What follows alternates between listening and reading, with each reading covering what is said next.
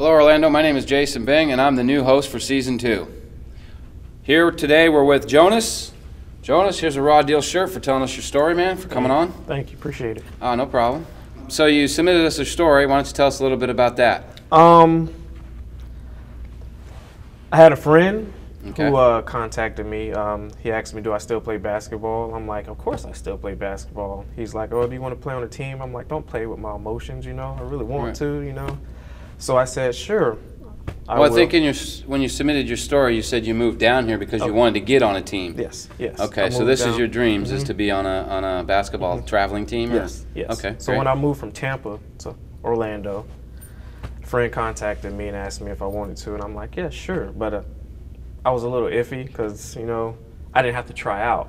He told me that it's just from his word of mouth that I can be able to play because he told her how good I was. And I was like, really? So I called her and I talked to her to see what was going on. She was out of town at that time. Oh yeah, where was she at? She said she was in Puerto Rico because we were going to have a game in Puerto Rico and she had to get everything situated for us to get over there. So she's putting a team together in Orlando and putting a team together in Puerto Rico, and you guys are supposed to play each other. Yes. Okay, cool. So she gets back in town. We have practices. So before she got in town, though, you guys would practice? We would practice. Like how many times did you practice? We would try to every day. Every day. That's a lot. We would try to work it around everybody's work schedule, and most of the time it was good at night. Right, because I mean everybody's probably got a family. Yes. At the practices, Nikki was never there. She was never her name's Nikki. Yes. Okay. She was never there. She would just say we would have to handle the practices because she's handling the business side, so we just have to handle it on our own pretty much until she gets everything situated. Okay. So practices, and it's getting close to game times where we had a schedule. Okay. And we're reading the schedule and it says this game is on this date. That game time is coming and we're waiting for, first of all, we didn't have uniforms yet. We're waiting on uniforms, shoes. Okay, so when you signed up for this, I think you said that all your hotel fares, all your airplane tickets, everything's taken care of, but you had to do what? Pay for the jersey and the shoes and the bag. So you basically had to buy your own jerseys. Yes. Each player did? Each player did. How much was that? Together it was $250. $250 per teammate. Okay, so there's what, 13 players on a team? Yes. Sometimes 15 because you got to have more. How many ever she can get there. So she basically had a table there, came, watched you practiced. Yes. You guys lined up, you signed the releases because you said you signed a release. Was it a release or what was it? It was a waiver. So. Okay, so you guys signed the waiver, you paid her the money. Paid her the money. So what happened when you were going to come to or you guys were getting ready for your first game? First game. That's when everything started looking iffy. Okay. So we're waiting, trying to get in contact with her. We finally get in contact with her because she said she was extra busy. So we're like, okay, we understand. We talked to her. She said, well, I don't think you guys are ready. Right, but you didn't even have your jerseys yet. Didn't have it. Okay. So she said the jersey was on the way. So we thought it was going to be here the day before our game. But the jerseys didn't show. Later on, we were asked, are the jerseys here? Are the jerseys here? Are the jerseys here? They're not here yet. And I'm like, they should have been here on this date, but they're not here yet. So you keep saying they're not here, and more games are coming up, and she's still saying we're not ready. We're not ready. And all the teams are looking at each other like, this just doesn't make sense right now. So we should have played by now. We should have had the jerseys, but it just didn't add up. Okay, so what happened then?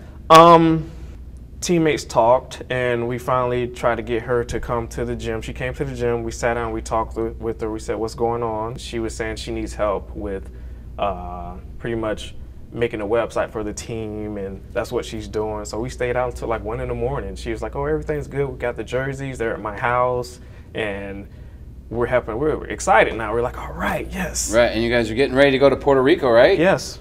Okay. So, but you don't have the jersey yet. No, we don't have the jerseys yet. So game time, we get to the gym. She calls somebody and says, oh, it was a communication problem. The Puerto Rico team is here in Orlando. And we're like, that doesn't make sense to us. How are they here? Well, how is the communication when the schedule says we go there? Right. Like, that doesn't happen. So everybody's sitting around looking like we just got ripped off, like literally. So what you're saying is she puts together a team, takes your money, and there really is no team. There is no team. Pretty much she would use us, the guys, to talk to other guys, excuse me, to talk to other guys to get them to come so we can have more teams. So word of mouth, we would get more guys, hey, come join this team, come join this team. That's before we knew about what was going on. So we would try to get a whole bunch of guys to come. So was your buddy involved in this? Because, I mean, he's the one who brought you in. He brought me in, but somebody brought him in that he was friends with. Okay, So how'd that all pan out? We all hate each other now, but it was just, we just looked at each other like, wow. So you guys were pissed off, kicking basketballs, throwing basketballs, hitting basketballs, trying to contact her. After that, we tried to talk to her, and she would never answer her phone. She would stop answering her phone, and we're trying to figure out what's going on. So the teammates were calling her as well? Calling her. Everybody, you? Everybody. Emails, trying to find out where she lives. Yeah, like, how'd hey, you find her anyway? I mean, didn't you do some research on her? I did research on her. It happened that a friend of mine also said he ran into a guy that said he was on a team that he thinks she also was in charge of. But she actually did the same thing with his team, but that was a football team. And he tried to get in contact with her, and she, I guess, took all the money from the football team and she relocated. So what do you think she's doing now? I heard she moved to Texas. I had a PI friend, private investigator, who told me she was living in Texas. That's how I found out that's where she was located. Got her house in Texas. Oh, yeah? How'd you get that? I guess she won the lottery, I'm guessing. Jonas lottery. Yeah, my lottery. Yeah. Did you guys call the cops on her or anything? We didn't, because we figured like what was gonna happen. Like hey, lady came in, she took our money, and we don't have any really proof. So of you thought it was, you just said hell with it, huh? Yeah. A word to the wise, if your dreams are being on a basketball team or maybe a football team like the Predators or something like that, understand that Nikki right now is in Texas trying to scam you for your money. $200 might not seem like a lot, but when you got 13, 27 players paying that, I say we try to find Nikki. What do you think? Please do.